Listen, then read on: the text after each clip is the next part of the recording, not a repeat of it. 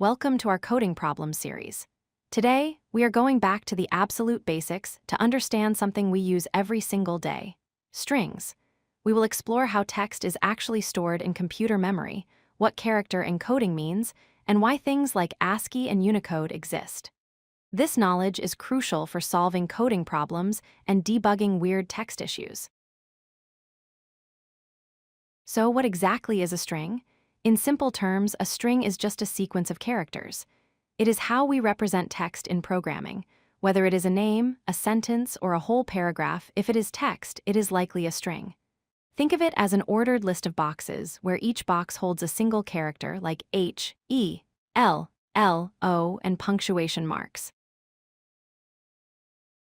Here is the most important concept to grasp. Computers do not understand letters. They only understand numbers, specifically ones and zeros. When you see the letter A on your screen, the computer sees a number, like 65. That number is then stored as binary data, a series of bits. This process of mapping a character to a number is called encoding. In the early days of computing, we used a standard called ASCII. It stands for American Standard Code for Information Interchange. ASCII used 7 bits to represent characters, which gave us 128 slots. This was enough for the English alphabet, numbers, and some basic symbols. For example, the capital letter A is number 65. ASCII was great for English, but it had a major problem. It completely ignored the rest of the world. What about Spanish accents, Chinese characters, Japanese symbols, or even emojis? With only 128 slots, there simply wasn't enough room. We needed a new system that could handle every language on Earth. Enter Unicode. Unicode is the universal standard that solves this problem. Instead of a small table, think of Unicode as a massive list that assigns a unique number, called a code point, to virtually every character in existence. Whether it is a Latin letter, a Chinese symbol, or a rocket ship emoji, Unicode has a unique ID for it, usually written as U plus a hexadecimal number. Now, having a number for every character is one thing, but how do we save that number in memory? That is where UTF-8 comes in.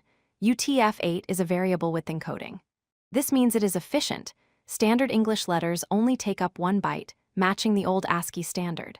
But for other characters, like accented letters or Asian symbols, it uses 2, 3, or even 4 bytes. This flexibility makes it the most popular encoding on the web. Another common encoding is UTF-16. You will see this used in languages like Java and C#. Unlike UTF-8, which starts at 1 byte, UTF-16 uses a minimum of 2 bytes for every character. For very common characters, it uses 2 bytes, but for others, it uses pairs of 2 bytes, totaling 4. It is a different trade-off between simplicity and space. Let's talk about memory. In many modern languages like Java and Python, strings are immutable. This means once a string is created, it cannot be changed. If you try to add text to a string, the computer doesn't just tack it onto the end. Instead, it often creates a completely new string in a new memory location and discards the old one. This is important to remember for performance.